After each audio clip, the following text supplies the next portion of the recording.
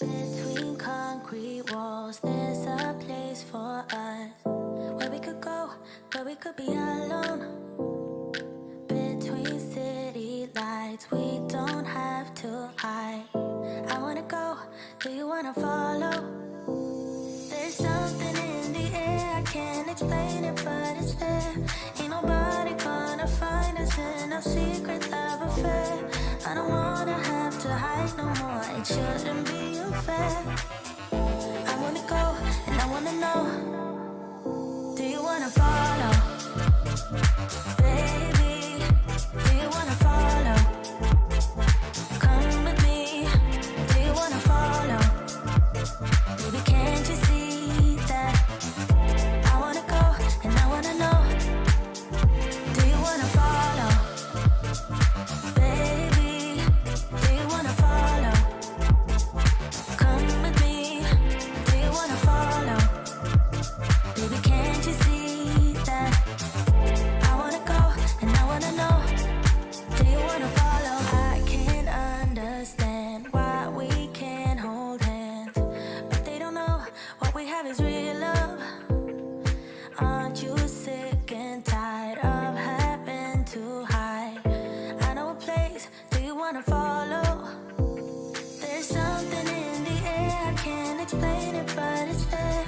Ain't nobody gonna find us in our secret love affair. I don't wanna have to hide no more, it shouldn't be unfair.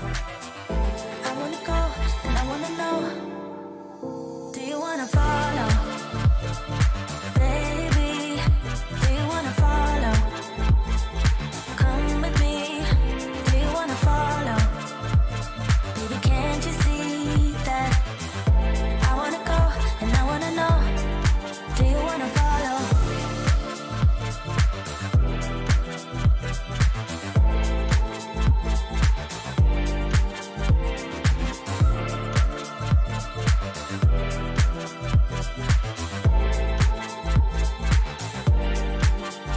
Do you wanna follow? Baby, do you wanna follow? Come with me, do you wanna follow? Baby, can't you see that? I wanna go and I wanna know, do you wanna follow?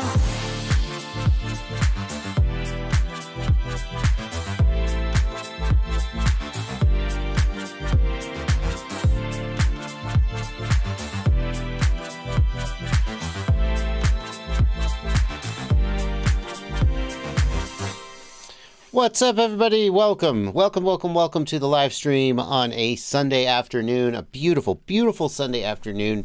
And I can't think of anything I'd rather be doing than spending it in a dark room with purple LEDs behind me talking to you for 2 hours. That's a little bit true. I do enjoy this, but I am looking forward.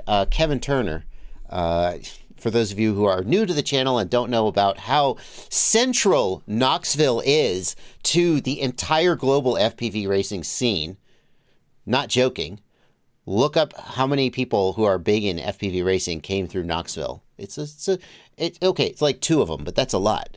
Kevin Turner, who is Evan Turner's father, who's a fast racer in his own right, invited me out to a field near my place to run the global qualifier. And I said, well, I've got my live stream, but now that it's summertime, it actually is, it's going to be light for like 4 more hours after I get out of here. We could go fly.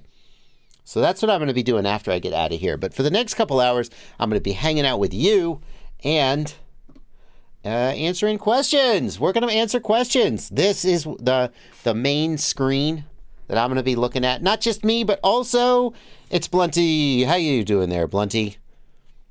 Doing good. Here for another Q&A. That's right. For those of you who maybe haven't seen a stream in the last month or so, Blunty has been acting, I don't know, Blunty, would you call yourself a producer? A call screener? Co-host? Yes. Probably not co-host. Sure. Co-host probably the not news. co-host for this show, yeah. Right. I'm just trying to make everything run smooth. That's probably producer. I think that's probably all right. Correct. We'll go with producer. I feel like that's a better credit than call screener. Producer. Put that on your resume. So the way it's going to work is you guys are going to ask questions. you're going to ask questions here in the YouTube chat. Of course, we don't discriminate. Well, that's not true. I want to say we don't discriminate. We always try and take questions from the YouTube chat. That we're not one of those live streams where it's like, if you don't leave a super chat, you can screw right off. We're not talking to you. We absolutely, it's always been my policy to help as many people as I can. So we're going to take questions from here. We're going to take questions over here on the right side of the screen is my Discord server. Of course, and the Discord users are all patrons, and that's why they get a special half of the screen just to themselves. And if you want to join them over there, you can join my Patreon, but we won't belabor that point right now. And also, if you want to guarantee that your question gets read during the live stream, the only way to do it is to hit the $ down here and leave a super chat. It is the covenant of YouTube streamers that if somebody leaves a super chat, you got to read it. It's not like it's a law or anything. I do reserve the right to be selective, but I try to read them all. So the way it's going to work is you guys are going to ask your question here in the chat. Blunty will queue some of those questions up. Check it out. Look how professional we are. I got the chat right here, and I got these windows here where Blunty is queuing up questions for me, and I'm going to be picking from these questions. So, then I did switch to live chat. Look right here. That's in live chat right here. Oh, see, now I changed it again. See, it's in live chat. This is the window this is the master chat window. This one over here is not the master chat window. Let's switch that to live chat too. It doesn't really matter. Blunty's going to be tagging those questions for me, and we're going to be answering them, and that's how we're going to do it. One more thing before we get into the stream. If I don't read your question, anyone is welcome. Patron or not, super chat or not, donation or not, anyone is welcome to email me. jb@joshuabardwell.com is my email. I'm a Gen Xer, I guess, a boomer maybe. No, I'm not a boomer, but I do interact primarily through email and not like, I don't know, what are the kids using? Snapchat? I don't know what it's email. Get an email address, you frickin' degenerates. And if you email me, I almost certainly will try to help you, whether you're a supporter or not. That's not how I roll, or that is how I roll, depending on how you interpret that question. So let's get started. And the first thing I do want to address is this message from Gregory Hurst. Wow, have you guys heard what happened to Orca? Sheesh. We'll be talking about this more on the news. By the time we talk about it on Tuesday for the news, it may already be wrapped up, but apparently Orca goggles had like some kind of Y2K bug where basically at a certain date and time, they all bricked themselves.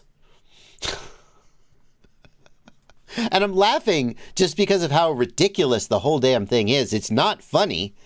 Some people were not affected.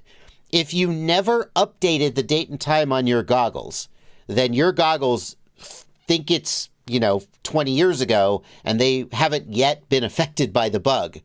But anybody who set their date and time on their goggles correctly, this weekend, the goggles just went, I think I'm going to go into bootloader now, and would not come out.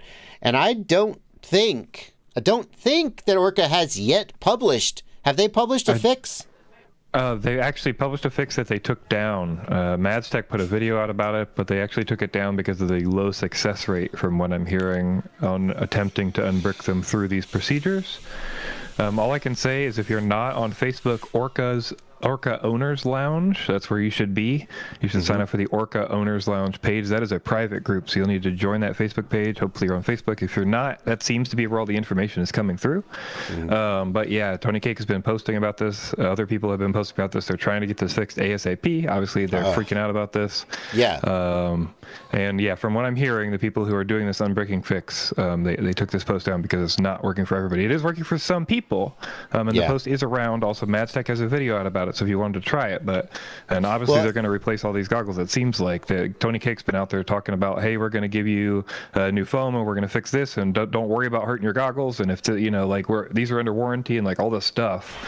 So I'm assuming they're going to cover for people, but I think they're scrambling to figure stuff out right now. Yeah. And what I hear is that this problem may not manifest itself until the second time you turn the goggles on. So the advice is do not power up your Orca goggles until we figure this out, they say. If you power them up and they don't brick, that could have been the one. And they could still brick the second time. So, and once they're bricked, Blunty, is there a way to reflash them without like sending them back to Orca? Well, that's what I'm talking about. So that unbricking procedure is what they're having trouble with, because they posted an unbricking procedure, and they took it down. It's still in some of the comments around the Orca group, and it's also in Madstech's video. But unfortunately, it seems like it has a high failure rate, and because of that, it seems like they took that down from public posting. But if you have the goggles and you have one free power up before they brick, you could use that power up to flash them to a new fixed firmware the normal way, right? Theoretically. That I believe does not exist yet, but yes, It doesn't exist yet. Yeah. So don't power them up, or take your chances. Power them up, and if they don't brick, you lucked out.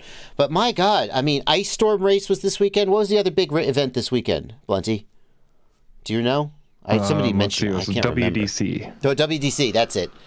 2 giant races this weekend. If I was at that race and I owned Orca goggles and they spontaneously bricked themselves, to say the least, I would not be happy. This is the kind of thing that makes people say, F this company forever, I'm never using their products again. I'm not saying that, and I'm not advocating that, but like, this is the kind of thing that just causes some people to completely lose faith and jump ship, whether that's a rational decision or not. This is a disaster for Orca. And I'm sending you a DM with the fix. We don't necessarily have to show that's up to you, but there is the first page of the fix, I think, is a good summary of the situation from Orca, so we should show that. Okay. Let's take a look. Yeah, so this is where they address, they've got a procedure where they're trying to get a fix here. Obviously, they're devastated that the issues occurred. They're, the major events are going on. So they are at least, saying in this. They said also in times like these, traditional warranty concerns do not apply. If any procedure damage occurs to goggles, Orca will repair them at no cost. Faceplate foam may be damaged. Orca will, of course, replace this at no cost. So just put that out there. That's the attitude that you want from a company. I mean, they say that, mistakes happen. That's why pencils have erasers. I used to have a boss who would say that. And I thought it was corny as shit until I screwed up really big one day and he said it to me. And I was like, okay, I'm a big fan of this sentence now. This is really the attitude that you want from a company who has had a giant F up like this. Is like, we apologize. We're working as hard as we can to fix it, and we will make it right no matter what. I mean, that's, and then you just have to hope that's enough. Anyway, we'll talk more about this on Tuesday on the news when perhaps there will be new developments. But in the meantime, we're going to get on with the stream and take questions from you guys. Let's see here. Cool Cat wants to know, will you ever do a stream outside in the open? Cool Cat, I have done streams. I did a stream from my porch once before. It was when I was just got the DJI Smart Controller and I could do HDMI output from my DJI goggles. This was before the FPV Out project had a open source hack that could do it for free. I flew around. The problem is that about an hour and a half into the stream, maybe a little less, I don't know, my laptop started to overheat and this whole stream got jittery. What I didn't realize was that if the sun hits my laptop at all, it really overheats and it throttles. So the stream was going great, and then suddenly it started throttling, and I got really annoyed. It really annoys the shit out of me when that happens to my stream. So I'm not saying I'll never do it again. I wouldn't say that, but it is challenging. You have to have really solid Wi-Fi, which I have pretty solid Wi-Fi at my house. And then you have to have the ability to not have I wish that there was a way for me to sort of project my screen to a remote computer that was doing all the streaming. But that's just a setup I don't have. So I'm not saying never, but I hate having streams that go off the rails due to technical difficulties and make a bad experience for the viewers, and I would want to make sure I had that sorted out. Okay. We are going to take some questions from the regular chat. I always like to start off with the free questions. We're going to do that for a little while, and then we're going to start taking super chats, and we're just going to do a run of super chat. So if you want to get a super chat question in the queue, go ahead and leave that, and we will start that in just a little bit. In the meantime, let's take some free questions. And we got this question from Views From Above, who asked an early question before we even got started. How do you land an FPV drone slowly? When I land it, I get about a foot off the ground and disarm it. Is there a better way? Views for Above, you have fundamentally understood how an acro racing style drone lands. A clean, smooth landing of that style of drone just means doing that more and more precisely. But yeah, I mean, so instead of being 1 foot off the ground and going 10 miles an hour, you'll be 6 inches off the ground and going 5 miles an hour. Or you'll be 6 inches off the ground and going like 1 mile an hour. Or you'll almost be able to hover and then you'll disarm. Acro drones, when they touch the ground, if they're armed, they usually react badly. They can bounce. They don't like it because they're like a greyhound. Like a racing dog. Greyhound racing is, that's a bad example because a lot of greyhound racing is of questionable ethics and some people think, oh, they're mistreated. And I didn't mean to go there. I'm not going there. Let's set that aside. My point is that they're a nervous, temperamental animal. And if you touch them to the ground, they react. And so you don't want to do that. Unlike a camera drone where you can literally just donk, and then just set it on the ground, and it's like, cool, I'm on the ground now. Acro and racing drones don't generally do well with that. It depends a lot on the flight controller. Some software handles it better than others. So what acro and racing and freestyle pilots do is we get as close to the ground as we can, we get as slow as we can, and then we just disarm and drop it. If you want to practice this, practice perches. Go somewhere and practice. Just set a cardboard box out in your yard if you want to really practice this. Just set a cardboard box in your yard and practice landing on the cardboard box and touching down. If you're very careful with the throttle and the sticks, you can do it and you can gently disarm. But most people don't worry about that because acro drones are not going to be hurt if you just boom, boom, boom, tumble them in the grass at 2 miles an hour, right? A camera drone, it's not going to like that. It has to land smoothly. Acro drones, most racing pilots don't bother learning how to land them precisely. They just go, donk. Hey, I'm done. Because it doesn't matter. It's not worth the time. Okay. Continuing. Bo Weber says, you're good, JB. Greyhounds are treated way better these days. They're treated better than most of us. Well, that's good to hear. I definitely wouldn't want to be seen as like supporting something that was abusive to animals. Certainly not on a live stream. I mean, everybody goes to a cockfight, gambles every now and then, right? I'm being told that I shouldn't have said that. It's a joke. Sav FPV asks, do I really need high antennas for a 7-inch, or is the O3 antenna enough? Sav, this is a personal decision, obviously. Having longer stalked antennas will give better, more consistent coverage because there will be less shadowing of the antenna's coverage from the body of the drone, the further away it is. However, keep in mind that if you are using the O3 Air unit, it has a linear antenna on it. If you are using the Goggles 2, they have linear antennas. If you swap those out for aftermarket antennas, the aftermarket antennas will almost certainly be circular polarized, probably left-hand circular polarized. When you combine when you combine a circular polarized antenna on the VTX with a linear antenna on the goggles, then you get about 3 dB of loss because of the polarization mismatch. So any benefit that you get by going to the aftermarket long stock antenna may be outweighed by the polarization mismatch. So theoretically, you could buy a linear antenna for the goggles, but most people don't do that because high-quality linear antennas are fairly rare in the FPV world. I think my advice, if you've got the O3 and the goggles too, is to stick with the stock antennas. In many situations, you will get better results with the stock antennas than you will with aftermarket antennas, in part due to this polarization mismatch.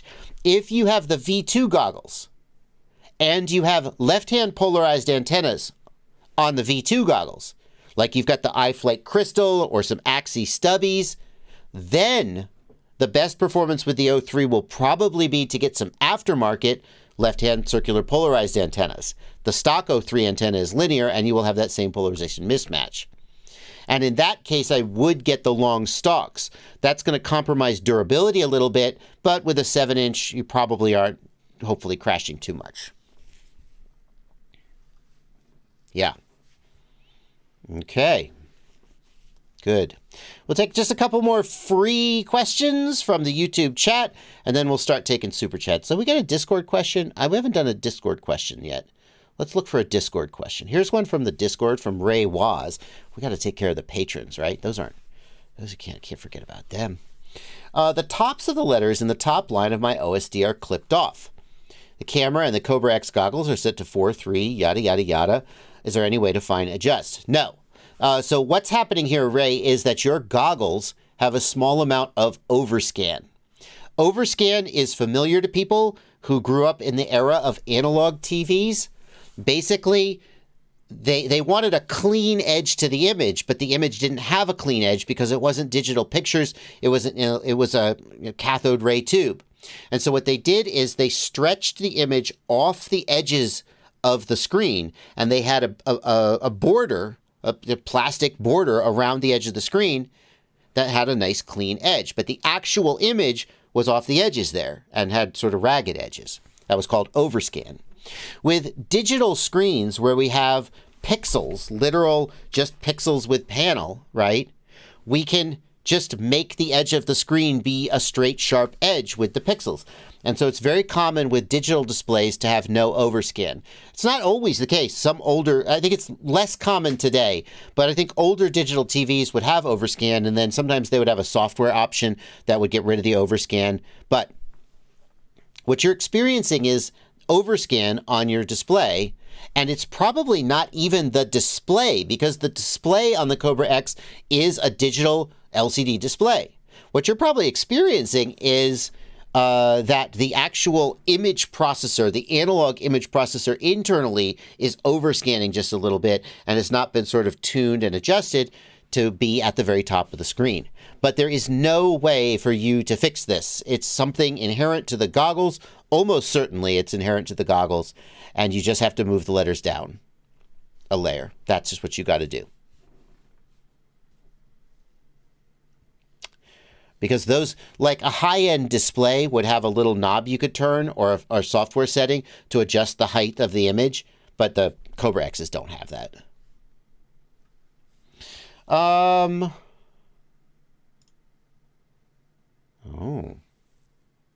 The alias you set this command to be of does not exist.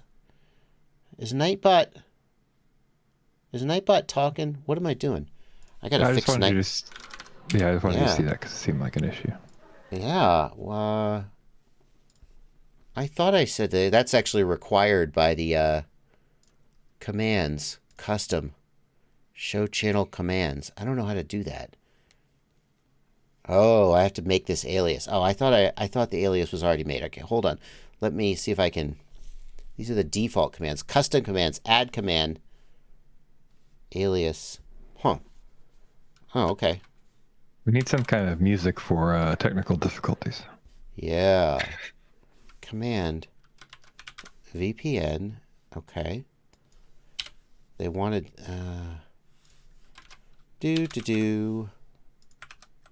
Okay. User level everyone. Really? Cooldown. Let's put a cooldown on this for sure. Okay, how about that? So now if I go to if I go to the chat and type VPN, is it working? I know it's set up. All right, we'll keep. Maybe it'll take a second for sure. Yeah, there we go. It worked.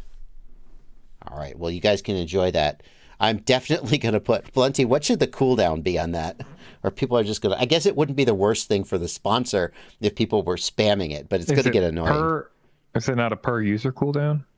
I don't know about that. Let me put it on a 30-second cooldown and we'll see. If it's per user, then we're going to get like 500 of them, and it's going to be really annoying. I'm guessing it's not per user. I'm guessing it's like 30 seconds. Put it on a 30-second cooldown. No, it is not. I don't know. Maybe it's been 30 seconds. All right, we're going to find out. We'll have some fun with it. Okay, the people are having fun with it right now. I'm pretty sure it's on a 30-second cooldown. Okay. All right. Back to work. I'm going to take one more from the Discord, and we'll start getting some super chats out of the way. Jeet asks, I'm building VTOL. Can I customize the program or code of modern flight controller, or will it require other microcontroller? Jeet, you're going to need a flight controller that has VTOL mixer or VTOL capability built in. So, for example, I would be very confident that ArduPilot has it. Like, I know that Sean Morrison from Rotor Riot built a VTOL fixed wing that would then pivot the front motors to fly, to transition from VTOL to forward flight. Pixhawk has incredibly sophisticated mixers. I don't think that Betaflight does. iNav might. I don't know. You, of course, this is open source code. If you are a very good coder, you can just code whatever you want, but you shouldn't try to reinvent the wheel. It's going to be a lot of work. So I would say if you want to build a VTOL aircraft, you should look at ArduPilot or Pixhawk. Pixhawk and ArduPilot are the whole history behind them. I can never keep it straight. They are related in they're sort of forked off the same thing. They're sister code, if you will. They're very similar, but ArduPilot is open source and free. Pixhawk is a little bit like more expensive, and I don't know if they're even closed source.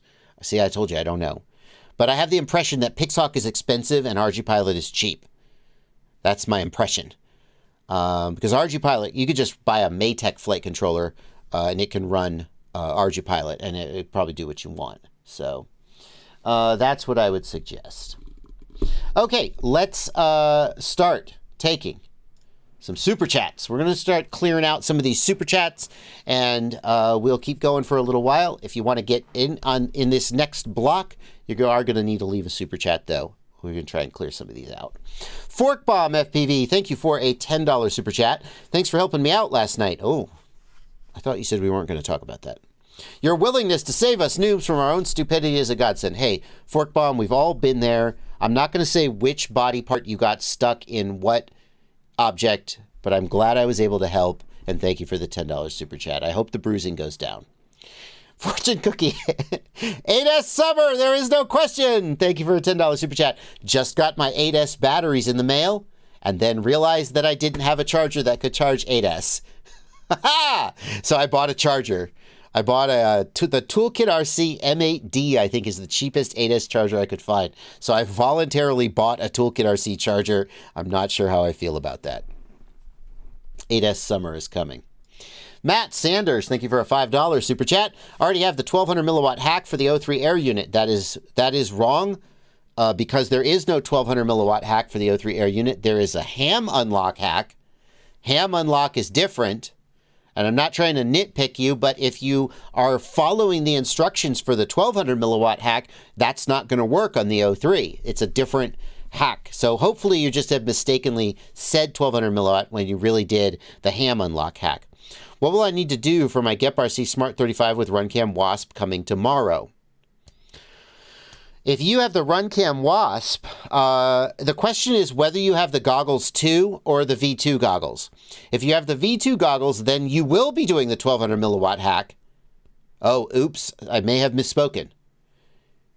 You said the O3 air unit, and I assumed that you had the goggles too. You could have the V2 goggles. But if you have the V2 goggles, they're going to be in O3 mode, in which case, no, there still isn't a 1200 milliwatt hack. Wow, there's a lot to unpack here. Whether you're using, when you have the V2 goggles, if you use them with the O3 air unit, you put them in O3 mode. When you use them with the Avata drone, you put them in Avata mode. When you use them with the Caddx Vista, you put them in DJI Digital FPV System mode. And the 1200 milliwatt hack only affects the DJI Digital FPV System mode. It doesn't affect the Avata or the O3. Those have their own hack. So what you're going to do is you're going to put the goggles into DJI Digital FPV System mode, and then you're going to bind them to the Vista. You will need to do the 1200 milliwatt hack, and perhaps you'll need to do the FCC unlock hack on the Vista if you're outside the United States, or if you're in Europe, basically. The other thing I would do is I would root the goggles and root the Runcam Wasp video transmitter, because again, if you're using the V2 goggles, you don't get full OSD. Now, if you have the goggles 2, then what you're going to do is you're going to update the Runcam Wasp firmware to the latest, and that will allow them to bind to the goggles 2. You won't need any special mode, and you won't need any rooting or anything. They will just work. Yeah. Hope that was more helpful than confusing. If you get stuck, you're always welcome to email me, jb@joshuabardwell.com, and I will try to help. Thank you for Scotty Camera for a $3 super chat. Thank you, Scotty. Benedict FPV, thank you for a €2 super chat. Darwin FPV is bringing out a 3.5-inch drone. That's exciting. 3.5 inch is, I think, my favorite sub 250. 3 inch is good, but 3.5 I think is better. And Darwin FPV makes some really good, inexpensive drones. Talwan FPV, thank you for a $5 super chat. Do I need to connect all 6 wires of the O3 air unit if I'm using ExpressLRS? No, you do not. You need power, ground, TX, and RX, but not the S-Bus wire and the extra ground wire. You can leave those out. And in fact, on some flight controllers, if you don't disconnect the S-Bus wire, it interferes with the UART that you're using for your ExpressLRS receiver and makes it not work. I'm thinking of the SpeedyBee flight controllers. So you would want to take those wires out if you're not. You could just cut the wires, kind of sloppy, but it'll work. You can also just sort of gently lift the tab and remove them from the plug. It's a cleaner way of doing it. Continuing our super chat bonanza. We're trying to clear them out. Philly Style FPV says, please use your research skills to help find the max amp draw or something in the ballpark for the 21-turn F550 motor. Thanks, JB. Thank you for a $5 super chat, Philly Style. I guess I'll give it a try if you're going to leave a super chat. I don't know why you think I would be better at this than you are. I mean, I guess I kind of understand, but like, I don't know jack shit about this motor, dude. Oh my God. I don't know shit about this motor, man. It's not even a drone motor. What even is this? Man. I don't, this is, I'm sorry, man. I don't know. I have no idea, dude. I mean, doesn't that depend on, we don't have data. We don't have enough data to answer this question, to be honest with you. You want the amp draw for this motor, but that entirely depends on, like with multi-rotors, you can't know the amp draw of the motor unless you know what prop is on it, at least. So this motor by itself doesn't have a max amp draw. Think about it. If you were to stall this motor completely, it would pull basically unlimited amps and fry itself. The amp draw of a motor cannot be defined unless you know the load on the motor. And without knowing the load on the motor, it could be anything. So the actual answer to your question, and the reason you can't Google this, Philly Style, is that without knowing the load on the motor, you don't know the amp draw. It can't be answered. That's my cop-out. It might even be true. Kmart FPV, thank you for a $5 super chat. Thanks, JB, for your help with my Mobula 6. It was the wrong firmware. Yay! AutoDetect and RDQ's listing were incorrect. Boo! Kmart flashed some firmware to their Mobula 6 and then it wasn't working. Can I just Yeah, Blunty. give this a Jump in. this is a great time to do a PSA on the Mobula 6 and the Mobula 7, I believe. The X12 AIO V2.1, I believe, is probably the issue they were having, maybe not.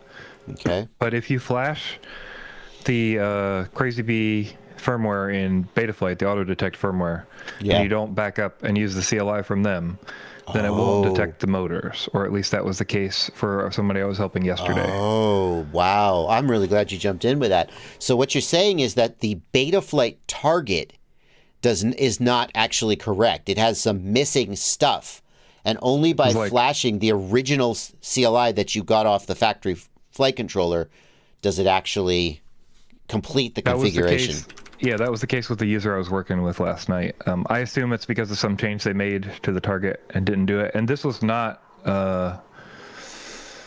actually, I don't remember if this was the integrated one or not. But yes. Okay. But yeah, basically, we were having a problem where everything looked normal, but the motors wouldn't spin. And then we went through all the settings. We reflashed like twice. And then we applied the CLI dump. Okay. I did not do any remapping of the pins. Right. I mean, I looked through to figure out what it was doing. The only thing I can think is maybe it was bit bang, something to do with bit bang, and then like assignment of the D shot. But anyway. Yeah. So the takeaway from this, folks, is always copy the factory configuration off your flight controller. Like before you flash it, it's not a bad idea to do it as soon as you get a new quad, because you can, there are so many ways that can be helpful.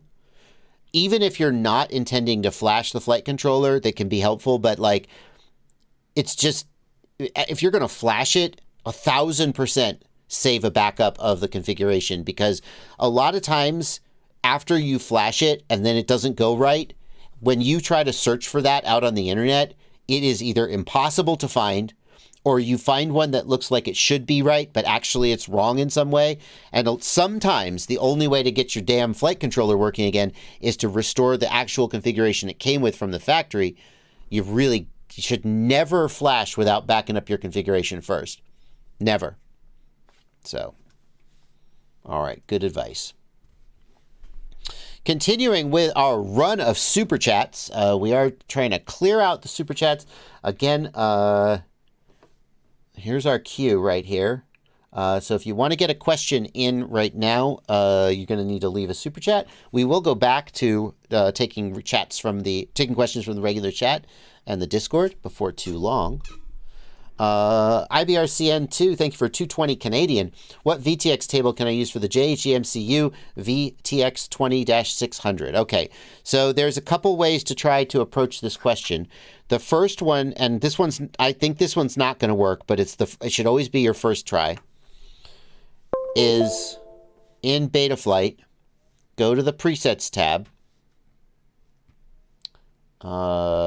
Let's make sure we're on the official presets repo. We are.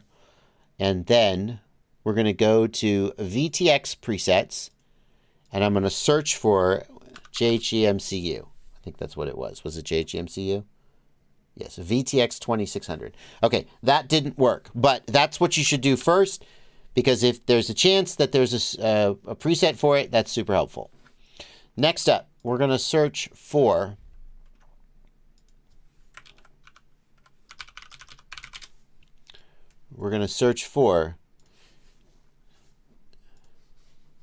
okay, stop that. We don't want to do that right now.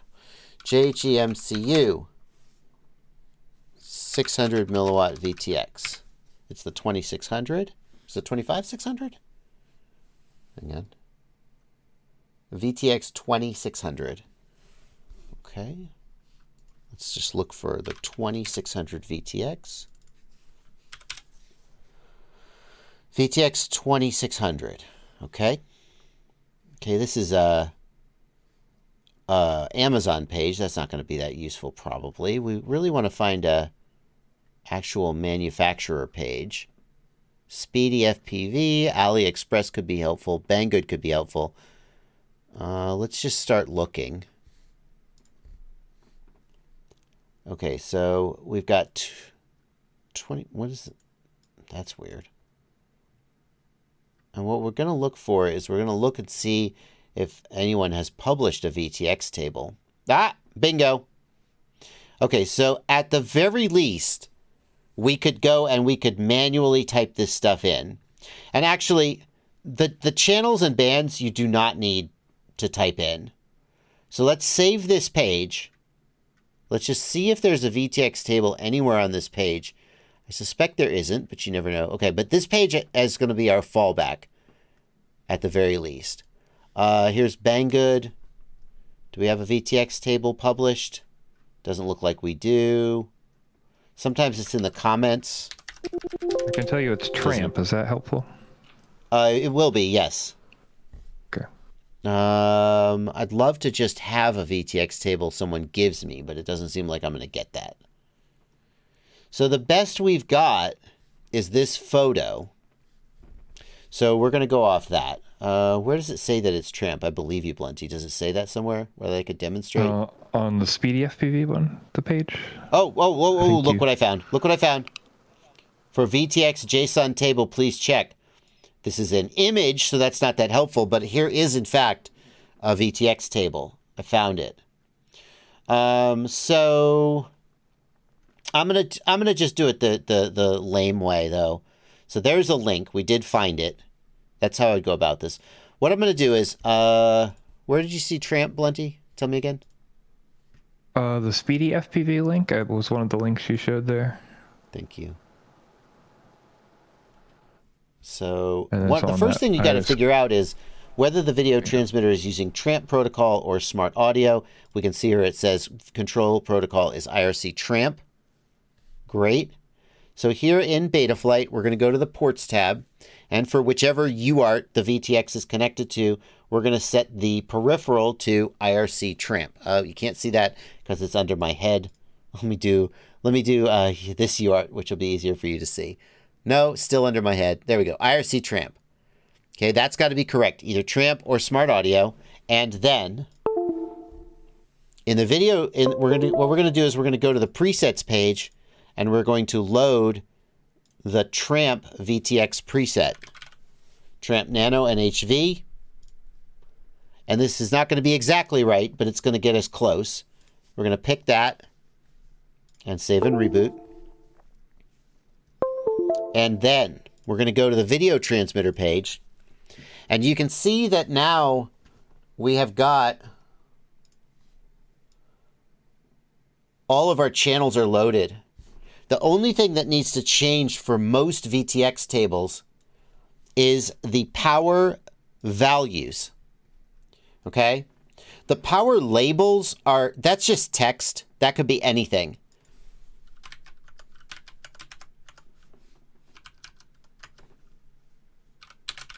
Okay? That's literally just text and could be anything. It just controls what you see in the OSD when it represents to you what power level it's at. But with a Tramp video transmitter and a smart audio too, these power values are what is communicated to the VTX to tell it what power you want, and that needs to be what is expected. So let's look. And what we see here is they should go 25, 100, 200, 400, 600, and the label is 25, 100, 200, 400, 600. So actually that is the default values and we're good to go. Literally, it's just the default values. 25, 100, 200, 400, 600. There is a confusing thing that happens with Tramp VTXs sometimes. Like there's a VTX out there where the max output power is 1 watt.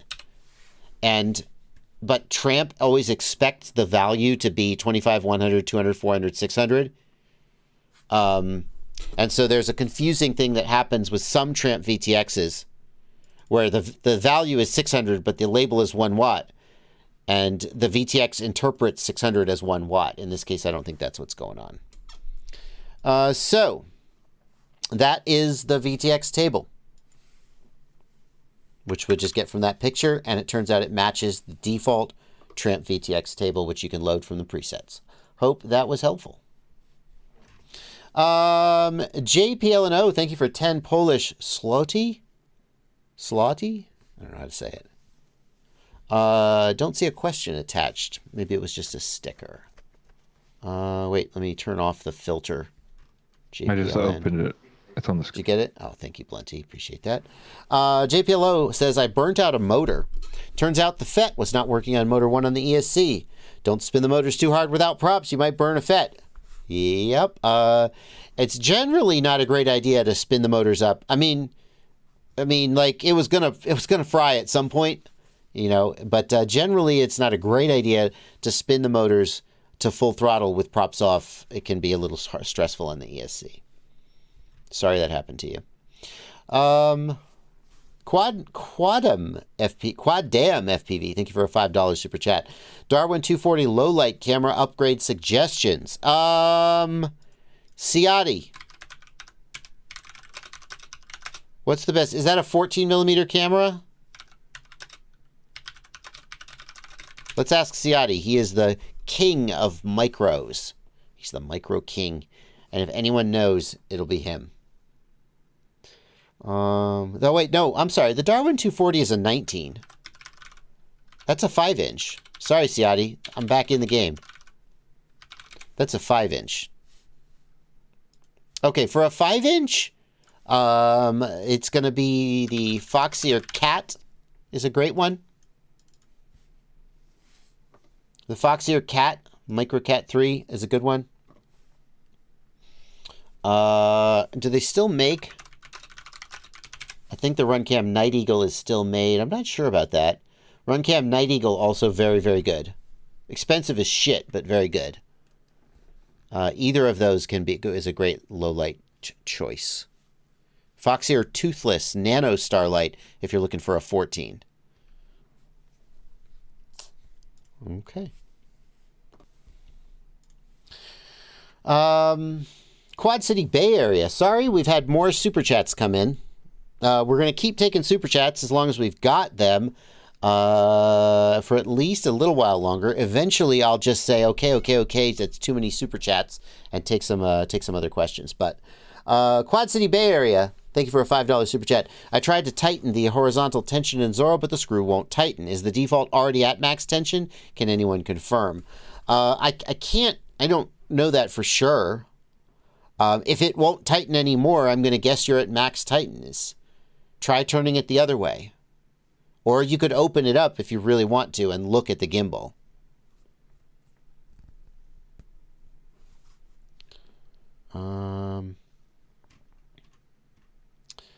Distant Films, thank you for a $5 super chat. The RSSI DBM value on Betaflight OSD is stuck at -130. I do get RSSI on the radio. Distant Films, what control link are you using?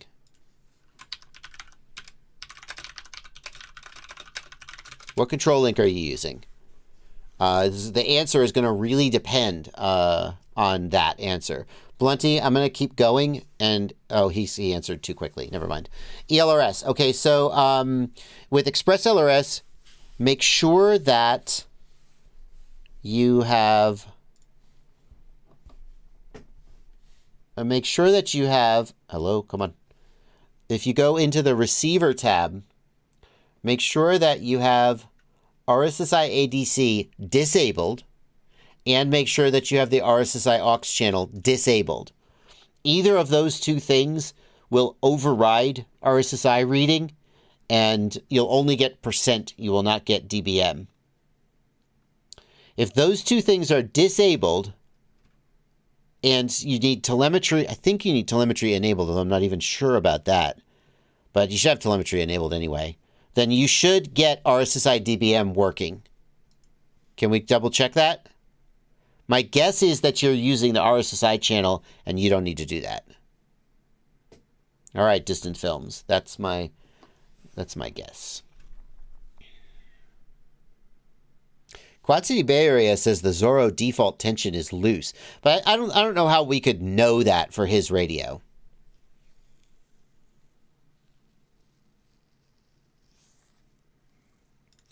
Flexo 3D, thank you for a $10 super chat. I'm trying to set up a servo with my Zorro. I want the servo in center position when no input, max position when the right momentary button D is held, min position when the left momentary button A is held. How do I do this? Flexo, the simplest way to do this is with, so start with a mixer. I don't have my overhead camera because my boom is messed up. So I can't show you this, but start with a mixer line, and the mixer... hang on, I have an idea. I'm going to show you how to do this. Any second now. I'm going to show you how to do this. I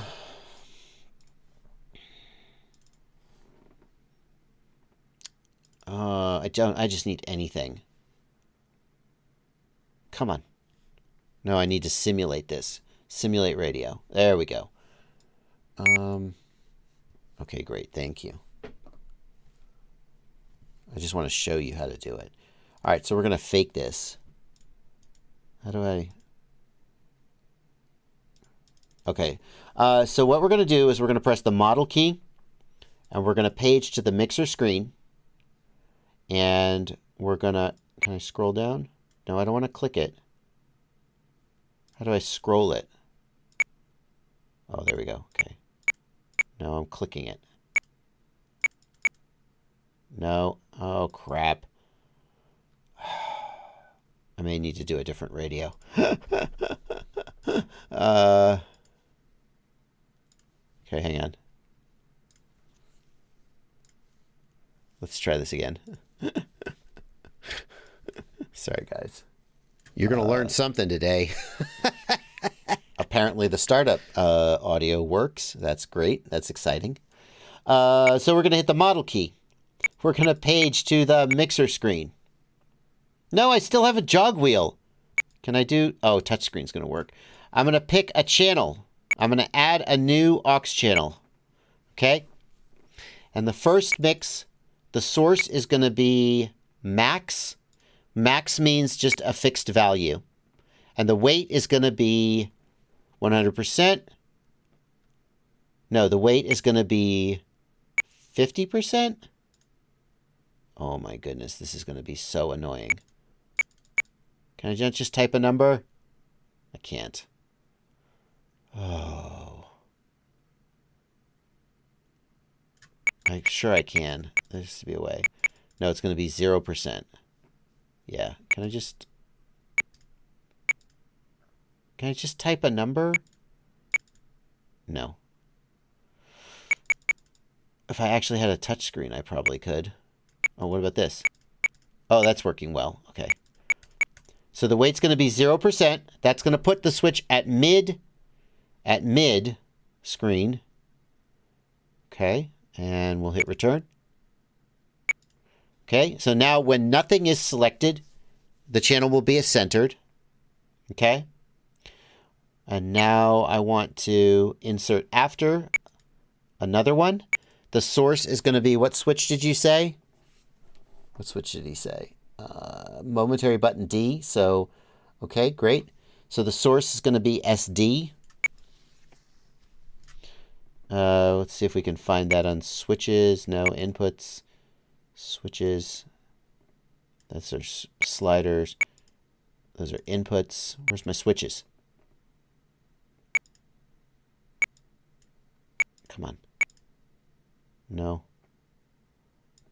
There's switches. SD. Okay, great. Weight is going to be not 100%. It's going to be, we're going to invert that. It's going to be 100%. So now the channel is going to be, no, we don't want the source SD. I'm sorry. I messed that up. The source is going to be max because we want a fixed value. The source is going to be max. The weight is going to be 100. Max. There we go. Not 500. Not negative 500. F you. Oh, I hate you so much. How about that? It's going to be 100. And then what we need is the switch parameter to be set to SD. SD is going to be either up or down, whichever one is pressed. I'm not sure which that is. So it's going to be SD up or down, which is SD pressed. And Okay. And then we're going to do the same thing for the other switch. Okay? And that's how you're going to do it. Okay? It's going to be minus 100 max for the other switch. We'll just have one more line. Okay, I'm gonna call it off there. That's how you would do it. The key thing here is the switch parameter. So the switch parameter causes the mixer line to become active when the switch is pressed in that position. Okay, geez. It's a little tedious, but hopefully that was helpful. €5 super chat here from Extra Bentfahrer. That's German. I hope it's not offensive. How do I keep my 1mm 0802 motor shafts from breaking off? I have them installed on a 2-inch 2S quad. Siati, I need you. I think Siati's answer is going to be that putting 0802 motors on that quad is a recipe for broken shafts, and the answer is you need to use bigger motors with thicker shafts. I don't think there isn't really an answer to that. You're just like breaking motors. You just have decided to break your motors. How do I keep my 1mm 0802 motor shafts from breaking off? I have them installed on a 2-inch 2S quad. Siati's a big fan of thick shafts. You need 1.5mm shafts is the answer. So get a 1002 motor with a 1.5mm shaft, as Bad for Life suggests. Running 0802 motors on a 2-inch 2S quad is... Okay, Siati's going to try and actually answer your question. Reduce the weight of the rig drastically. Valid.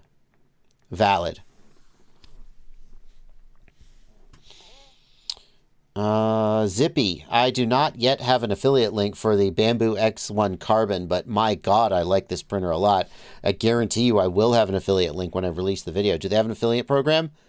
1000%. I've got to get signed up for it. Haven't done it yet, though. Got a couple more. Let's take a couple more super chats, see if we can catch up on here. John Louis, thank you for $5 Australian. Crossfire LED stays red and won't bind no matter what I do. Tried recovery mode as well. Red. Oh. What does a red LED mean? I've never seen a red one.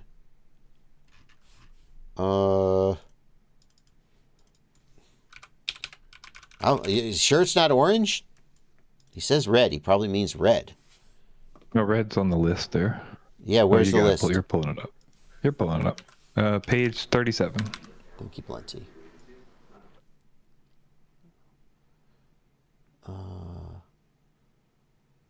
Page 37. Okay. On my version of the manual. Oh, there you go. Receiver. Okay. That's the receiver LED. Transmitter LED. Does he talk about the module? He says Crossfire LED. I'm assuming he means receiver. Because the receiver can be stuck solid red. That makes sense. Oh, okay. Fair enough. He says he tried recovery mode. That's also probably more likely a receiver thing. Good point, Plenty. Thank you for that. So solid red means the receiver is not connected. You should... I mean...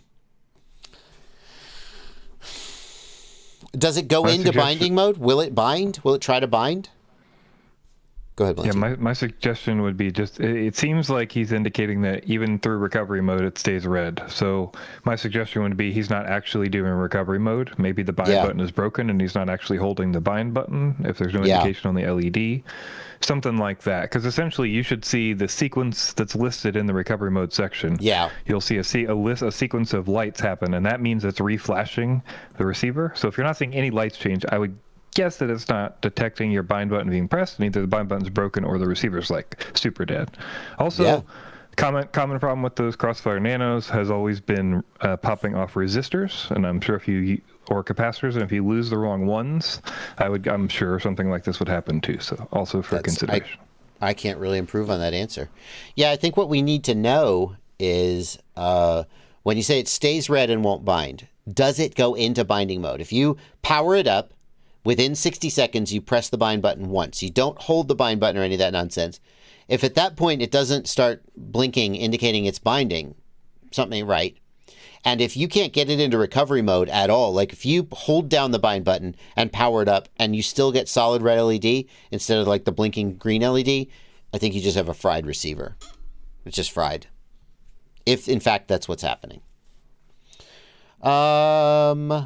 Okay, we're almost caught up on the super chats. But it has come to the top of the hour, and there's something else I gotta do first. So, folks, what? Hang on, I gotta clear the super chat. Blunty, will you clear that super chat? Thank you, Blunty. Oh, so nice. Wow. So, like, what we do here on my channel is we try and help people answer questions about FPV. And I like to say there's no dumb questions, right? The only dumb question is the unasked question. But sometimes you have questions that you might be a little embarrassed to ask. Like, maybe they're about FPV, or maybe they're about something personal or sensitive. The idea that somebody is, like, snooping on your internet data makes you feel a little bit uncomfortable. And you want to be able to search for stuff or do things on the internet without the feeling that people are, like, looking over your shoulder. And that's why the sponsor of today's stream is SurfVPN. So, SurfSHARK VPN. What is this SurfSHARK VPN? I'm sorry. SurfSHARK VPN. Let's skip on over here. Ooh, SurfSHARK VPN. So, I want to tell you about a couple times that I've used VPNs. These are true things that happened to me, because we've got to make this relevant. I once had a multiplayer online game that I wanted to play with my son. It was actually SnowRunner, Blunty. And we wanted to play local, but the netcode was messed up. You couldn't play local. It literally wouldn't connect. It was just a bug, and they didn't fix the bug. But by using a VPN, I was able to make it seem like I wasn't at home anymore, and I could get into a game with him. I'm not going to name the country, but a while back, I traveled to a country with restricted access to the internet. And I used a VPN, as many people do, to sort of punch through that firewall and get access to all the sites that I normally use with my daily access. But my favorite feature of SurfSHARK VPN is the ability to trick the internet into thinking you're in a different location than you really are. So, like, okay, I didn't put this in the script for the integration, but I'm just going to tell you. It was Rick and Morty Season 6. You couldn't watch Rick and Morty Season 6 without paying for it. But there were places where it was streaming for free. And if you had a VPN, you could switch your location and you could watch it. That's true for Netflix, Hulu. It's also true for, like, local sports. And I don't really watch local sports. But I'm not really into sports. But people who watch sports, you can set yourself to a different location in the local area. In the local, and you can watch the sports for free without having to pay for it. These are all things you can do. In fact, there's one FPV related use, which is that SurfSHARK, it works for Android too, and it lets you spoof your GPS location. And so, like, you could, it would be illegal to do this, but you could spoof your GPS location so remote ID doesn't know where you are if your remote ID device is using your phone. Anyway. You could also spoof the location on your computer so that you could, when you flash your DJI devices, they'll be already FCC. Oh, yeah. Oh, I really need a longer. I meant for this to be a 2-minute integration, and I have run out the clock because I just babbled and babbled and babbled. There you go. So let's. SurfSHARK. Here you are. Yeah, you can see right here. You just go down and you pick what country you want to be in, right? And I didn't want to take a chance on actually running this stream through the VPN. Maybe I'll do some tests and see if I can stream through a VPN if it has enough throughput. SurfSHARK is supposed to be optimized for high throughput, for like BitTorrent and other types of file sharing, for keeping your ISP from seeing that stuff. SurfSHARK helps protect your personal data from eavesdropping, bypass censorship and tracking, and virtually travel the world without lifting a finger. It can be used on unlimited devices, one subscription, unlimited devices, including PC, Mac, Linux, Android, iOS, and more. And they got 24/7 support and a strict no logging policy, which means they say they don't collect your data no matter what. Right now, SurfSHARK is offering 3 months extra with the QR code on screen. or the link in the video description. There's even a 30-day money-back guarantee. So what are you waiting for? I don't know. What are you waiting for? Thank you, SURFSHARK, for sponsoring the stream. If you guys have any experience with SURFSHARK, you can put it in the chat. Maybe it'll be good. Not Rick and Morty. Was it Rick and Morty season 5? Did I say the wrong season? It was a season. It was the last season of Rick and Morty. Alrighty. There's our integration. Okay, wait. Let's get that. Oh, there we go. That was a little more than 2 minutes. Well, they're getting their money's worth. Okay. Let's head on back to the stream. And I'm going to pause the Super Chats and take a couple more questions from the regular chat and the Discord server. And we'll go back and we'll get some more Super Chats. SURFSHARK makes you a better surfer. We need Pilot Shark. We need FPV Shark.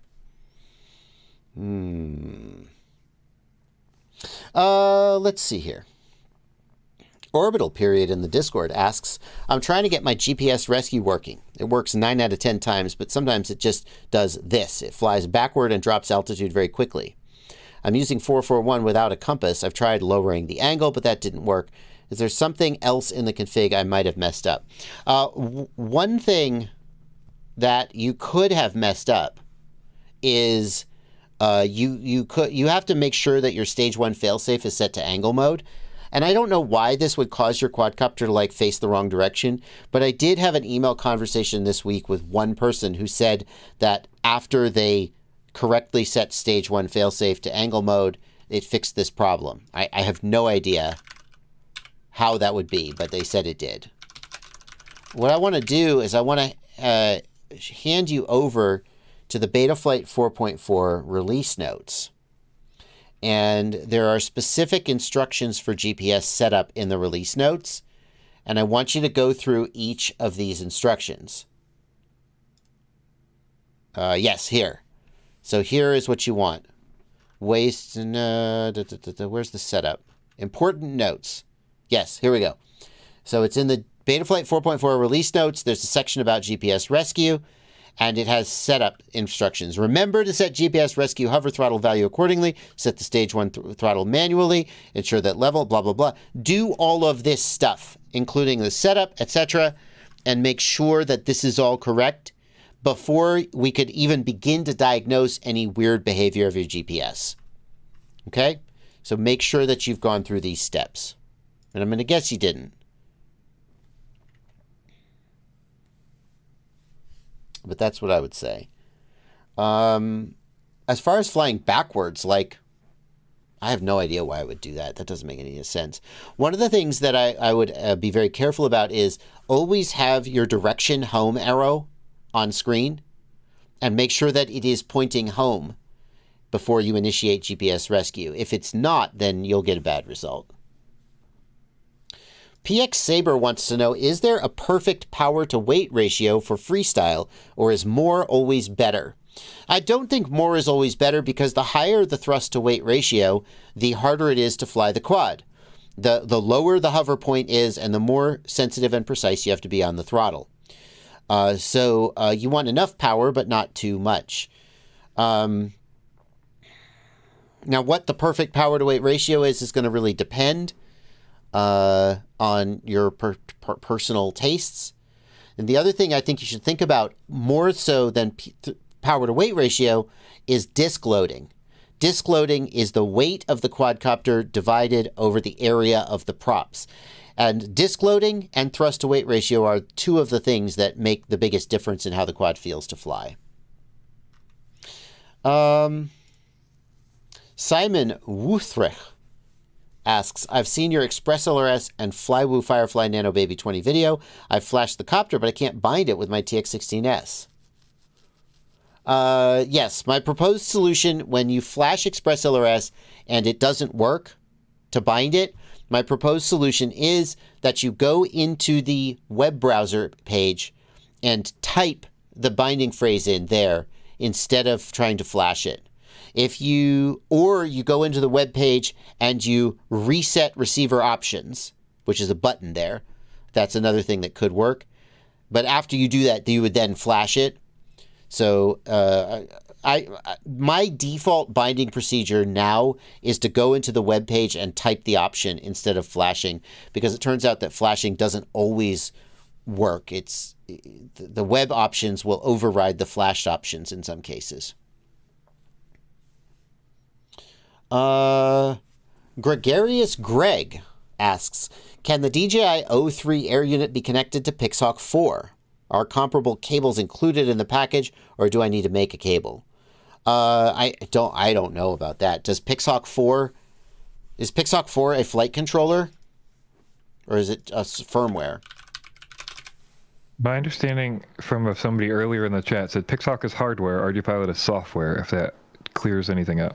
But isn't there a proprietary version of RGPilot that is only run on Pixhawk? Maybe. Hardware? That's the confusing part for me. Gotcha. It does look like Pixhawk is hardware. PX4 team. I think PX4 has its own software derived from RGPilot, but not necessarily compatible with. I don't know though. It's always confused me. So, does the Pixhawk 4 have a DJI plug is the question. Well, surely it would say if it did. Doesn't seem to say that it does. So it seems to me like the PX4 or Pixhawk 4 flight controller doesn't have a plug for DJI video transmitter. It certainly... No, it just doesn't. So the answer to your question is no. And then the question is, like, clearly you could power it, but does it have support for the OSD? I know that RGPilot has support for DJI OSD. So if the Pixhawk 4 flight controller can run RGPilot, then yes, it can work with the O3 air unit, but it doesn't seem to have just a plug that would plug it in. Drone Droid says PX4 is also software. Yeah, and someone once explained it to me, and I went, oh, thank you for explaining it to me. And then I went, I'm never going to remember this. And true to form, I have not. Shaddai in the Discord server asks, I'm trying to figure out if I got sent a bad camera. I have the HD0 Whoop Light VTX and camera. I have it in the goggles updated the latest firmware, but when I power up the drone, I get the OSD on a black screen with no picture. It's transmitting something, but not the image. Shaddai, I think that HD0 VTXs will not power up and initialize and function at all without a camera. You can test this. Unplug the camera entirely from the VTX and power up the VTX and look what the status LED does. I know this was true in the past. I don't think it's changed.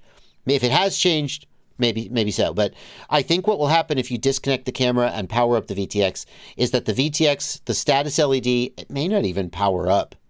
I once upon a time thought I had a dead HD0 VTX, and it turned out I just didn't have a camera connected. But this was a long time ago, and it may have changed.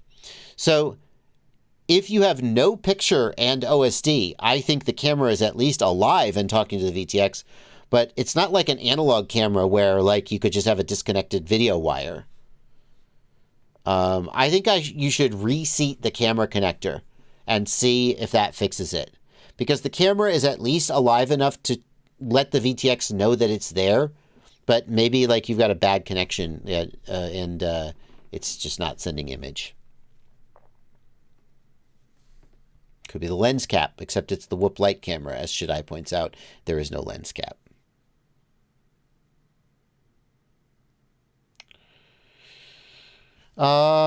Continuing to take questions from the YouTube chat before we go back to Super Chats for a while. Maria Props. Hi, 3 months into the hobby. What are your best tips for me? Don't hit yourself in the head while you're flying. Props off when you're on the bench.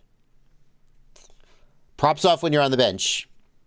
After you disarm the quad, raise your throttle. Because whenever the quad is disarmed, raise the throttle. By the way, don't do this with airplanes. They work different. But with multi-rotors, after you disarm, raise the throttle. And that will prevent you from accidentally arming again by bumping the switch. Because the quad won't arm when the throttle's raised. So use your throttle as like a safety switch to prevent you from accidentally arming. Perry Earl says, I was just given some DJI V1 goggles with the analog module faceplate adapter. Put my Fusion module in it. It is way worse than my Dominator HD3s with the same module. Am I missing something? Perry Earl, I don't see why the reception would be any worse. The reception should be the same. The only thing that might change is that very last second where you have static and the signal goes out entirely. It's possible that the DJI goggle gives up on the signal a little bit earlier than the Fat Shark, which basically never gives up on the signal. But as long as you're not at the absolute edge of range where the signal just goes away completely, you should get the same performance with the Fusion module in the DJI goggles versus the Dominator HD3s. The same antennas and everything. I'm not sure why that would be.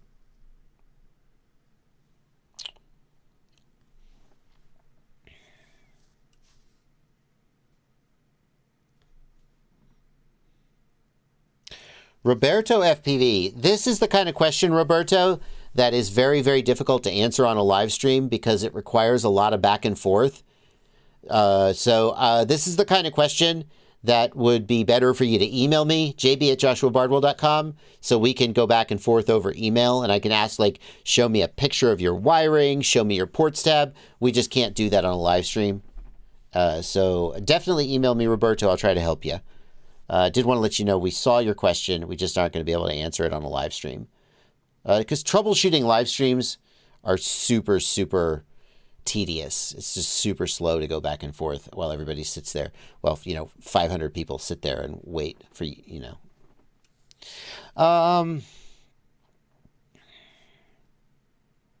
Carrie Young. Oh, this is a super chat question. I guess we'll get back into the super chat. All right, we're going back to the super chats.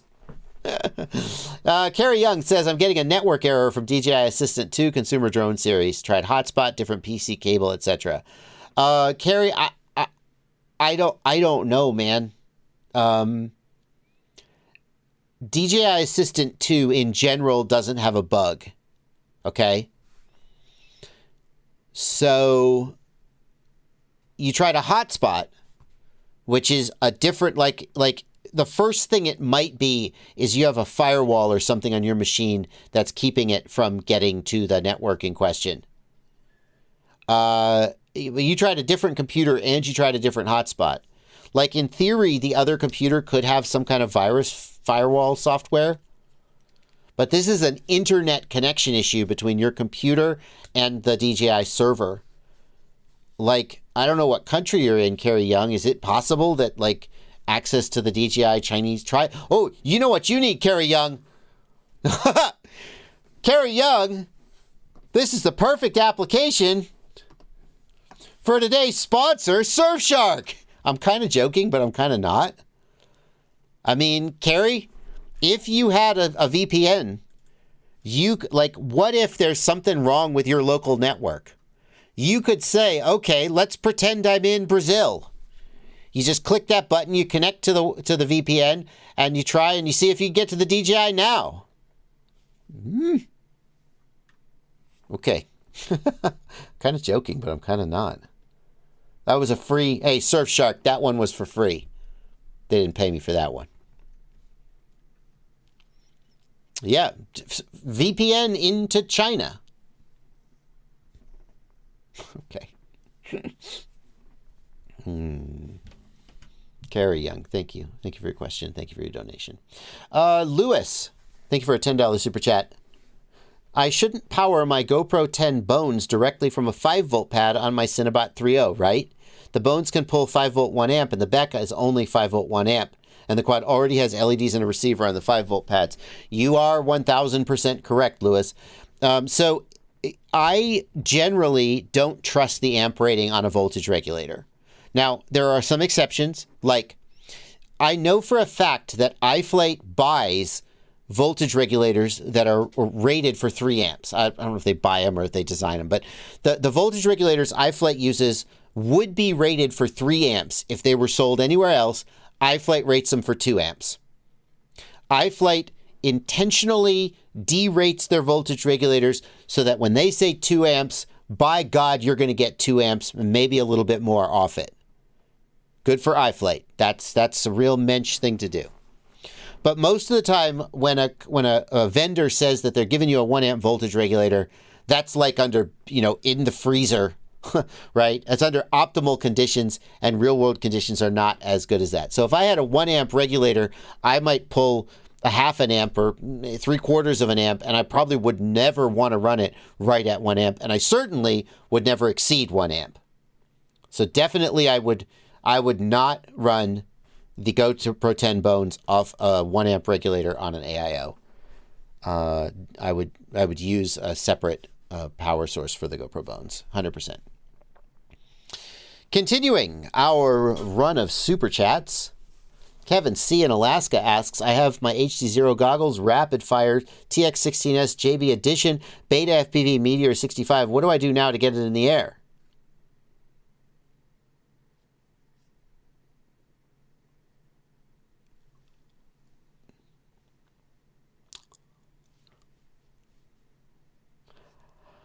That's going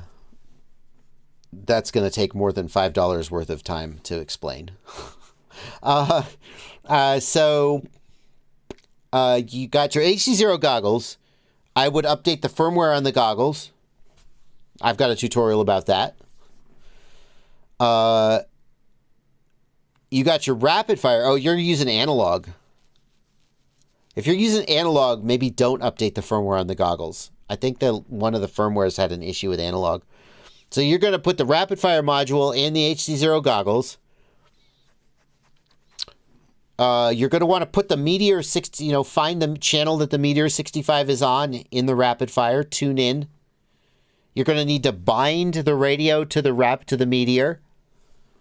You're going to need to check the configuration of the channels and make sure all the channels are configured matching between the JB Edition TX16S and the Meteor 65.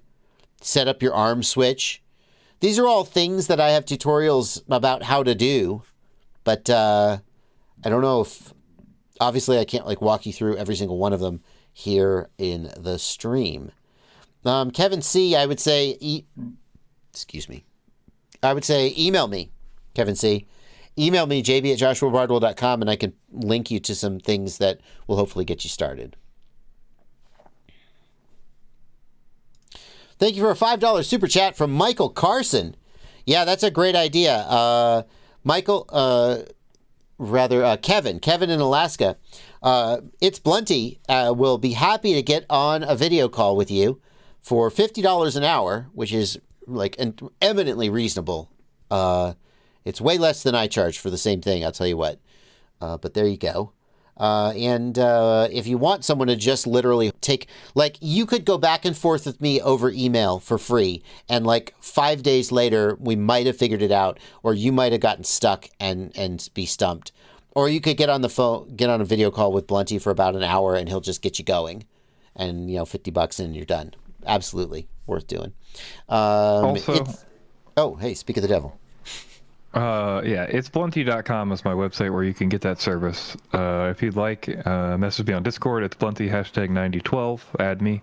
The other thing I'll say, though, is you can also sign up to JB's Patreon for the lowest tier and get in his Discord, where people in the Discord will also be happy to help you walk through those issues. That's true. But yeah.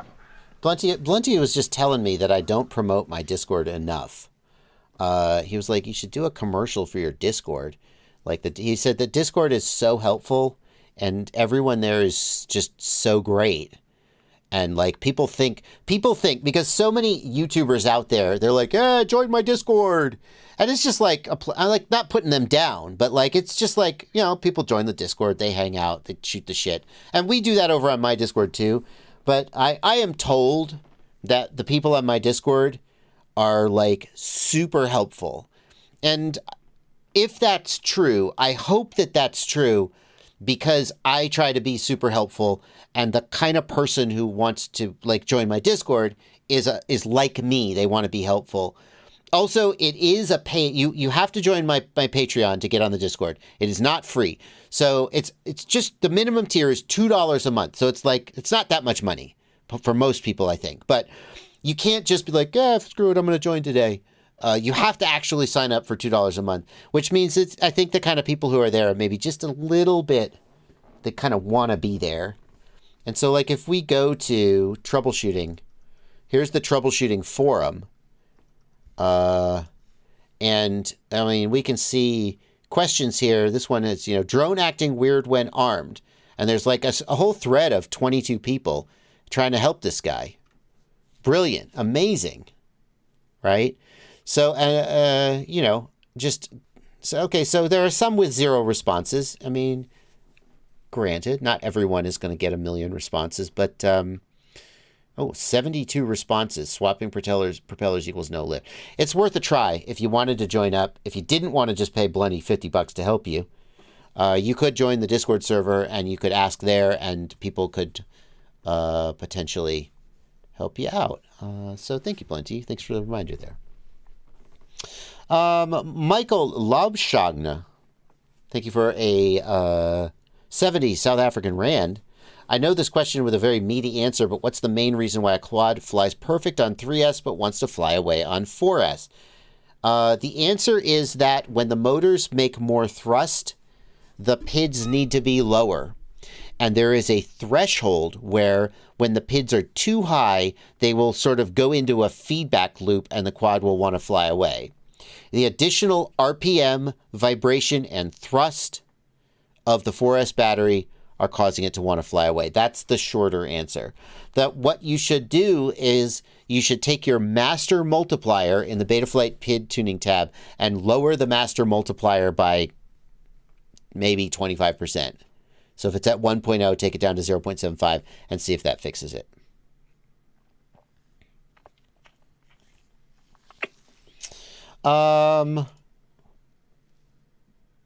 Now, Michael says it works fine on a 550 4S, but not a 650. That's a trickier question, Michael, because we're changing the milliamp hour, not the voltage. Sometimes the higher milliamp hour batteries will have a better C rating simply by nature of being a larger cell, and that can keep the voltage high enough that you get a flyaway on a larger battery, but not on a smaller one. ZBear99, thank you for a $10 super chat. Buttered V2s back to version 0606. Rooted V2 and air unit, did not upgrade the V2s. Loaded MSP-OSD, configured FC for MSP-OSD, not getting OSD profile in V2s after bind. Not getting OSD profile. What does that mean, Blunty? Do you have an idea? That's the sentence I'm stuck on. I'm assuming he just means he can't see the OSD. Like he can't, like, he's, how OSD shows you profile 1, profile 2, profile 3. I assume he's just saying that. Yeah, okay. So basically Maybe not getting OSD. I mean, it could be, and there's various things about the flight controller that could be wrong. Specifically in Betaflight 4.4, there are some changes to how it's configured. What I would suggest is... Is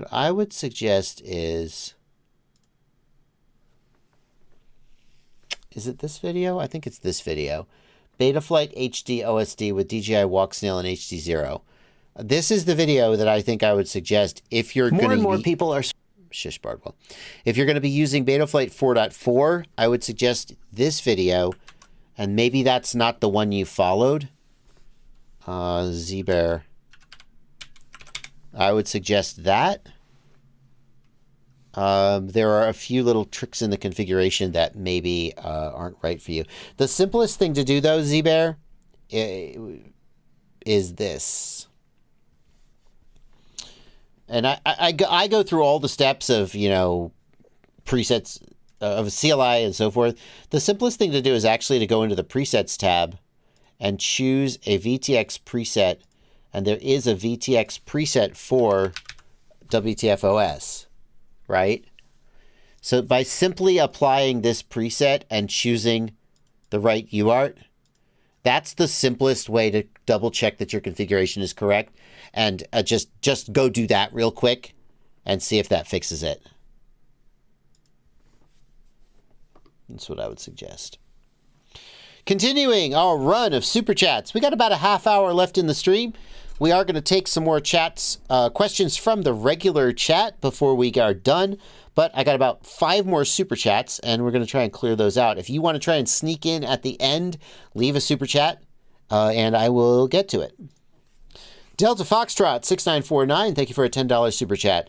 With the Boxer ELRS, I'm flying the O3 Air unit with the DJI goggles too, with a gray remote. Do I need to remove any old wires to disable the gray remote so I can add the Boxer? Delta Foxtrot, that depends on your flight controller. So some flight controllers, like the SpeedyBee flight controllers, they will put UART2 in the DJI plug and UART2 broken out as pads on the flight controller. And if you put your receiver on UART2, it will conflict with the UART2 pin in the O3 plug. You can't have two things on the same UART. They'll conflict with each other and it won't work. If that's the case, you would want to remove the S-Bus wire to disable the gray remote. However, if you do not have the Express LRS receiver and the DJI plug on the same UART, then you could just leave the plug. So like, again, going back to the SpeedyBee flight controller, I think it's got UART1 as the TXRX wires for the O3, UART2 as the S-Bus wire from the O3. If you were to place your Express LRS receiver on UART3, no conflict, no need to remove the wire. Thank you, Quad City Bay Area, for a $2 super chat. Any update on the 1 kilogram request to the FAA? No. No. And we won't. Go ahead, Blunty. We almost certainly will not see any update on that at all until we see the Authorization Act get sent, completed. It's like we'll see the Authorization Act get posted, and that'll be where we'll see if it's contained in there, and then that'll go through a bunch of revisions probably, and then we'll see if it maintains in there, or stuff gets added or removed, that sort of thing. Yeah, so we just don't know. They're not going to be like, they're not going to... I have heard from people whose representatives reached out to them and wanted more information. Some of them seemed positive, which to my mind, if you contact a senator or representative and they are like, oh, yeah, this sounds great, that doesn't mean anything. I mean, it might. It's better than if they go, no, F you, get out of my office. But they could just be blowing smoke up your ass. You don't know what will actually come of it. So we just don't know. I am sincerely underwhelmed with the AMA's response. The AMA seemed to say they said, oh yeah, this is good. We're behind this. But then they said, yeah, but now's not the right time. And then they said, and anyway, we're constantly talking. This is my impression. Okay, this is not a direct quote. Listen, these FPVFC and FTCA guys, isn't it cute that they think they can talk to Congress? Oh, look at them writing their little letters. Why, we, the AMA, have a person who lives in the lobby of the Capitol building and is constantly doing meetings and talking to these guys all the time. Huh. We're working on this, guys. We got this under control. It's a good idea. We'll see if we can fit it into our very, very busy schedule of having constant meetings. And basically, their response was, we already have the ear of everyone relevant, and we are already deciding what the outcome will be. And we understand politically that it would be bad for us to say, no, we're not going to support this. but they also had a very dismissive tone, in my opinion. The sad part about it is that to some degree they're probably right. I don't believe that they are just literally having meetings every other day or whatever it was that they implied. I don't believe that they are as engaged with people in Congress and the FAA as they represent to their members. But I do believe that the AMA has their ear a lot more than the FPVFC or the FTCA does, if only because AMA has a massive membership and FTCA and FPVFC don't, and numbers talk. So I'm disheartened, and I want us to win, and I want us to have a seat at the table, and I believe in the work that FPVFC and FTCA are doing, and I support them and will continue to support them. At the same time, I am frustrated and annoyed. I'm frustrated and annoyed at the the AMA's dismissive attitude to anyone else at all having a seat or a voice at the table, but also, unfortunately, they may be right, that they're the only ones who actually have a seat at the table, and if that's true, then that's depressing. So, we'll see how it goes. Keep doing your thing, I would say. Solon18, thank you for a $5 super chat. I have a Rotor Riot quad that 2 motors dip at higher throttle, makes a weird noise, and the drone slightly tips backwards.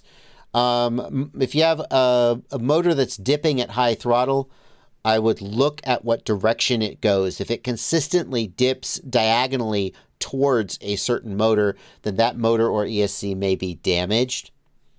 If it really does dip straight back and not diagonally, then it would point to the flight controller more than the ESC, but I'm skeptical of that. I bet you that it's actually dipping back into the left or back into the right, and if you look at it carefully, you may see that. At that point, swap the motor. If it's a Rotor Riot quad, it's probably got the solderless motors. It's trivial for you to just spend $25 or whatever it costs you to get a spare motor. Swap the motor. Don't throw the old motor out. It could still be fine. See if the problem still happens. If the swapping the motor doesn't fix it, then swap the ESC. Sadly, that is a lot of times the way to troubleshoot it. I am Lightcap. Thank you for a $5 super chat. I have all the parts to build from 8 years ago and am starting. Should I buy newer parts or build what I have? Man, 8 years ago.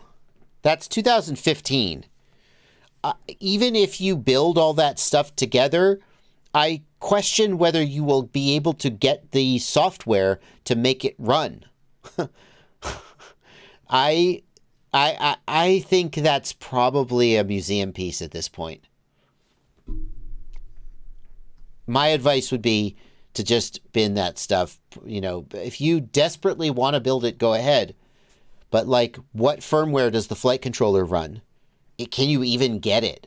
Can you get the software that configures the flight controller? And then at the end of the day, it's going to fly like crap because it's 8 years old. So you have to really want it. And it's just, I think that stuff is all no good. Drone Hater FPV.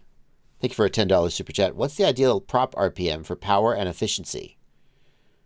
The ideal RPM is going to depend on the prop size. And it's not... Drone Hater, I want to help you with your question, but the question you actually asked is incomplete and doesn't make sense. So for efficiency, you want the largest prop you can get away with. A larger prop will be more efficient in the power that it makes than a smaller prop.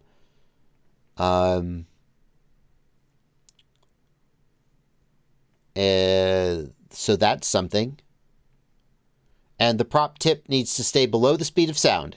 Below about 80% the speed of sound. I'm going to suggest this is not a great suggestion, but it's better than nothing, and I want to respect your question. Ecalc.ch is a website that helps with calculations like this. And if you go into the ecalc.ch for a multi-rotor, you can play with some of the parameters, like your model weight. You can choose different types of ESC and different types of motor and different types of prop. I want to tell you that these numbers are not perfectly accurate, especially if you get into more extreme situations. But it is something you can play with and try to get a sense of kind of roughly how these numbers work. So, Quad City Bay Area, we're coming to the end of the Super Chats. We just got 1 or 2 more Super Chats. Unless any new Super Chats come in, we will be transitioning back to the Discord and the regular chat very shortly. So if you want to sneak a Super Chat in right now, now's the time to do it. What's your opinion on quad FPV camera cages, carbon versus aluminum versus titanium? Thank you for a $5 Super Chat. Quad City Bay Area.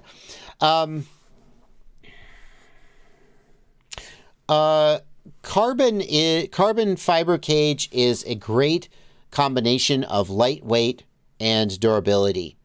Carbon will wear away eventually, but overall it's so much lighter than any metal that it's a great choice. Going to aluminum frames, camera cages, you might think it gives you additional strength, and I guess in some ways it does, because aluminum doesn't wear away in the way that carbon does over repeated hits. But aluminum can bend. It's a softer metal and can bend. And once the aluminum bends, you're basically done. So it just depends on... I can imagine a scenario where a carbon fiber camera cage that flexes a little and bounces back in a hard hit is better than aluminum cage that bends in the hit and then is completely done.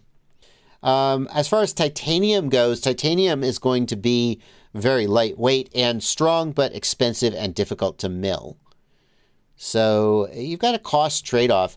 I think of them, aluminum can be very good if designed properly. But you got to compensate for the weight, and you got to design it in a way that the durability stays high. Niku Irimia, thank you for a €2 super chat. I don't see a question attached to it. Here it is. Got it. My ISD2 D2 charger wheel is jumping like it's drugged. Where can I get a replacement encoder? I asked ISDT. There is no reply. I'm sorry. Unfortunately, unless ISDT could give you the information you need, the next place you got to go is you got to open it up and you got to see if you can identify the encoder, or you got to just buy a new charger. If ISDT won't tell you the answer, then I'm not sure I can tell you a better answer than that. I certainly don't know. I am Lightcap. I have a soft spot in my heart for the Red Rotor RROSD. I used to run that, and actually Red Rotor was my first actual sponsor. Way back when I was a baby YouTuber, Red Rotor sent me a frame. It was so cool that someone had sent me a free product just based on my dumb little YouTube channel. And I flew the Red Rotor RROSD. This is back from before flight controllers had OSDs built in. You would have a separate OSD board that would run your OSD for you. And the Red Rotor RROSD was the one I ran. All of that stuff is too old. Even an F3 flight controller, Betaflight hasn't supported that. When did 357, when did 4.0 come out? It's at least 2 years, maybe more. Probably more. No, that's not what I meant to do. What are some FPV trends you wish would disappear? Ha! Bob H. You know, it's funny, Bob H.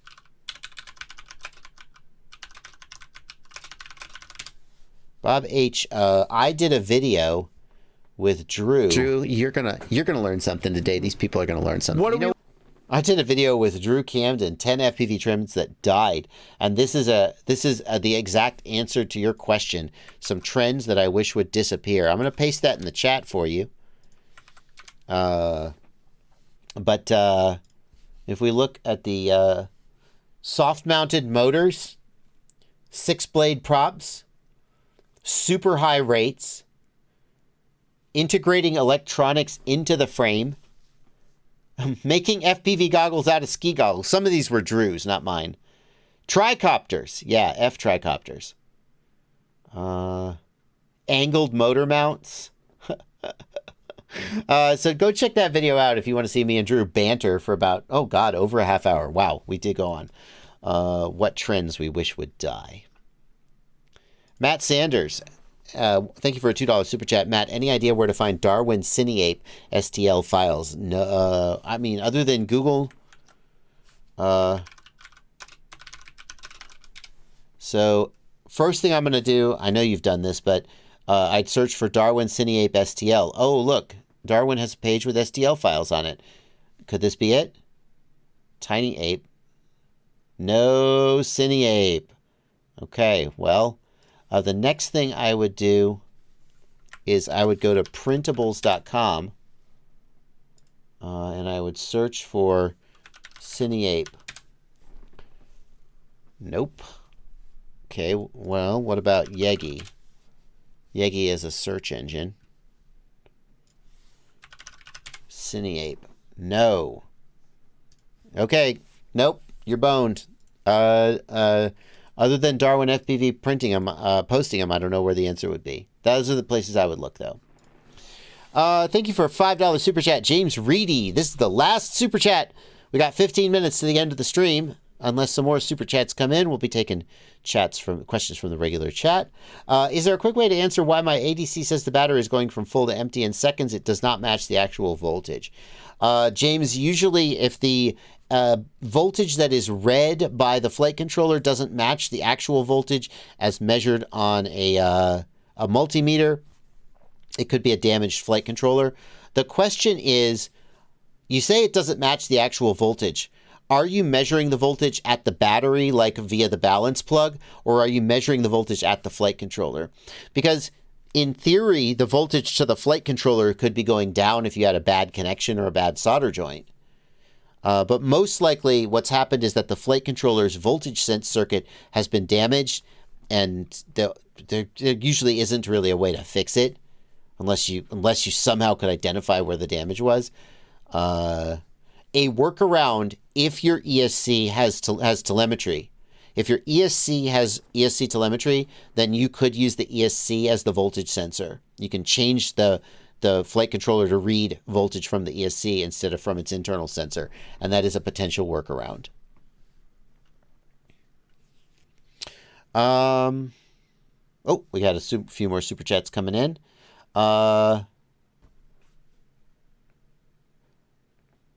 Let's see here. Global Source says, you mentioned Quadmula for the shopping list, but you didn't add it. Any thoughts on building the F3 split deck now and considering the Siren F5 split?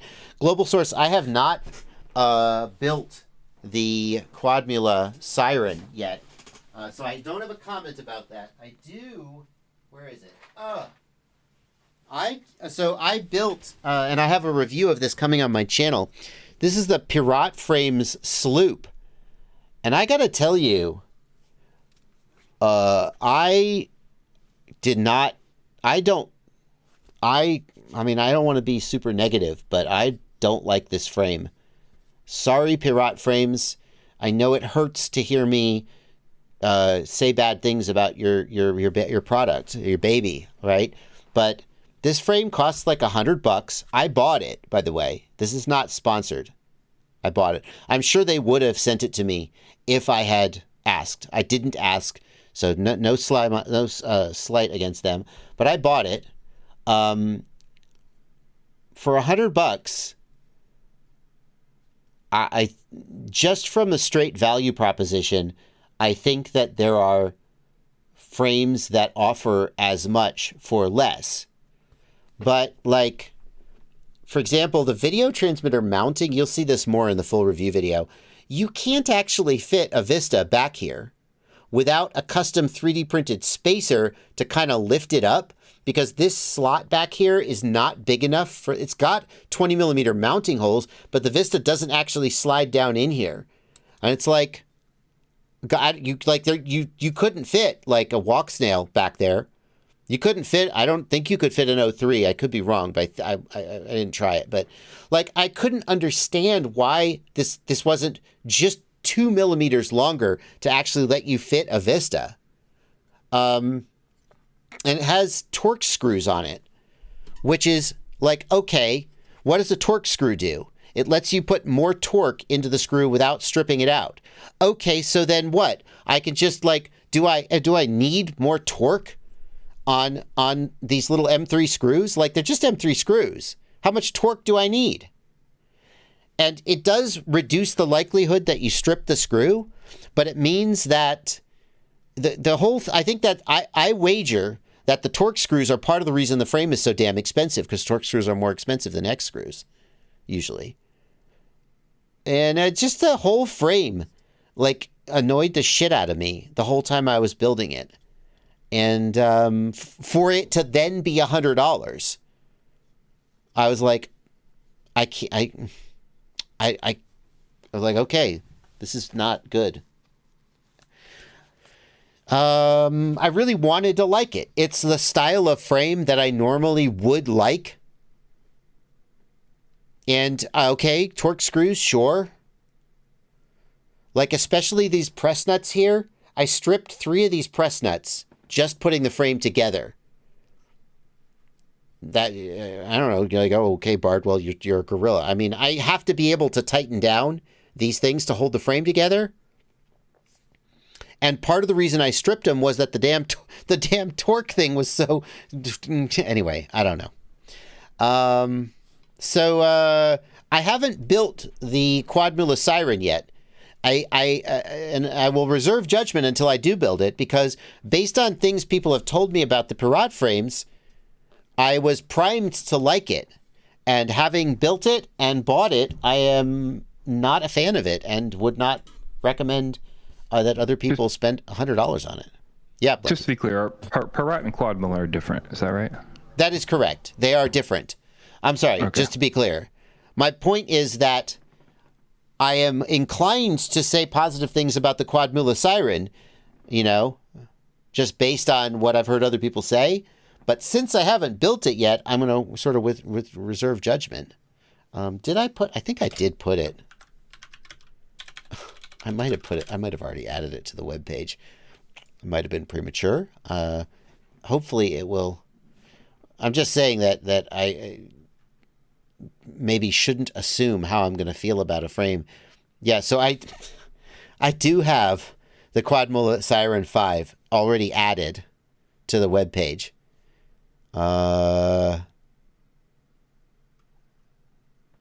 We'll see. There you go. The thing though, here's the thing though. The Siren F5 is not a $100 frame. Okay, it's an $80 frame. Okay, that's still anyway. Let's just move on from that topic.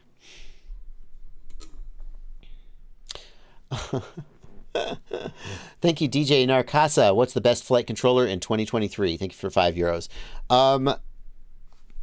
I'm gonna say it's the Speedy B, F4 or F7, simply because of their low price. They are very feature rich. They are low priced, and they're not perfect, but nothing's perfect. And at least if you're gonna buy something that isn't perfect, you should get a good deal on it. I mean, like, should you? No, it's the JBF7 V2. My flight controller is the best. This is my favorite.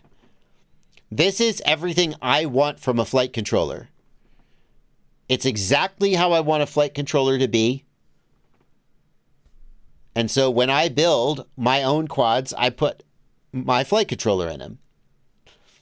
But unless you look at my flight controller and go, damn, that's exactly what I want, then get it.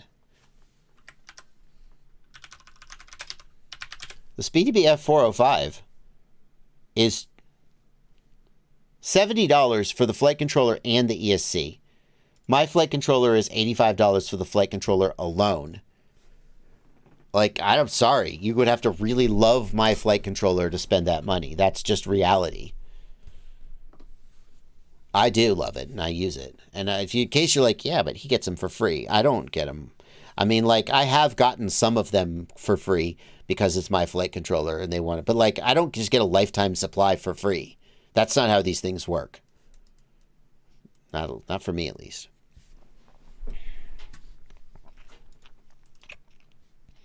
Peter Pavovsky, thanks for £5. And that's it. That's our Super Chats. Okay, well, we're going to take a couple more questions in the last 5 minutes of the stream. Aaron Ciotti is going to be streaming starting at 3 p.m. What are you doing today, Ciotti? He says he's flying the Chibito on his stream. He's going to start posting a link to his stream coming soon. He's going to start at 3 p.m. I'll take a couple more questions. Let's see. Let's get a... What do we got here in the queue? We have no Discord questions in the queue, Blunty. I guess it is what it is. Definitely want to make sure we're paying attention to the patrons. Okay. Steve Tricks. That's a Discord question. I know why Blunty didn't queue it up, because it's a dumb question. Sorry, Steve Tricks. No offense intended. I'm going to take it just as a little silly thing. I know you have a strong opinion one way or another about aliens. What do I think about aliens? Steve, in the vastness of the universe, somewhere out there, is there another life form? Like, given that the universe is essentially infinitely large, I know that it is not actually infinite. There is an edge to the universe, if you will. But given that the universe is essentially infinitely large, and the observable universe, which is the stuff that is within the speed of light of the Big Bang, the universe we are capable of observing is less than the size of the entire universe, probably by a fair amount, although we can't know that. So somewhere out there in the universe, there probably in all the history of time, there have been other living creatures, living races. Statistically, it seems likely that has happened other times. A more interesting question is, are there such things within the observable universe? And are those things still happening right now? And even then, I think it's difficult to say whether the odds of it happening are high enough that it surely must have happened. I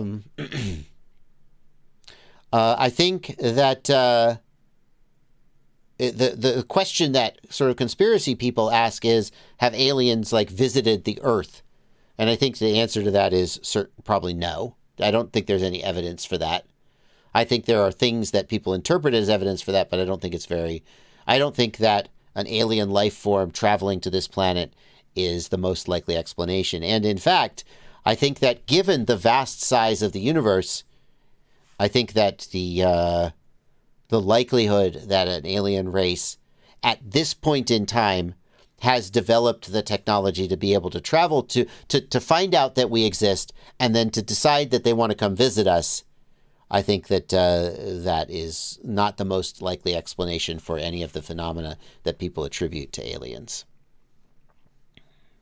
So.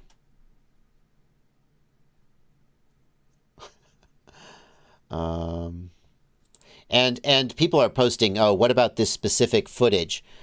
Any of the footage of unidentified flying objects, any of the footage that you see, again, I think that interpreting it as an alien race that has come to our planet is not the explanation that is the best fit for the evidence. I think it's fanciful.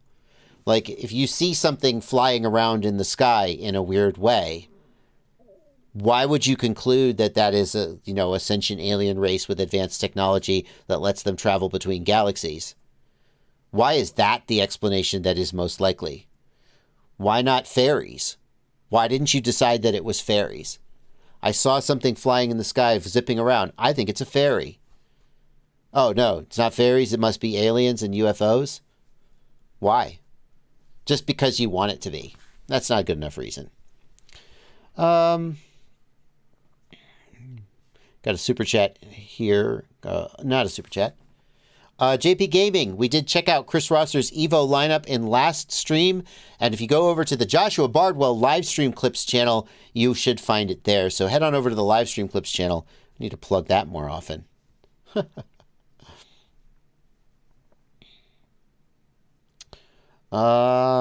Ooh, that was a good question. Why are 2 lipo straps more than twice as good as 1? Because with 1 lipo strap, it can lever out and apply leverage and pressure on that and crack it open. But with 2 of them, it can't lever out.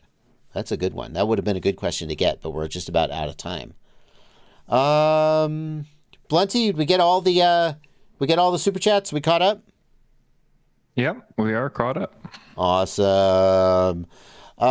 Is there a way to put a switch in a PID profile? No.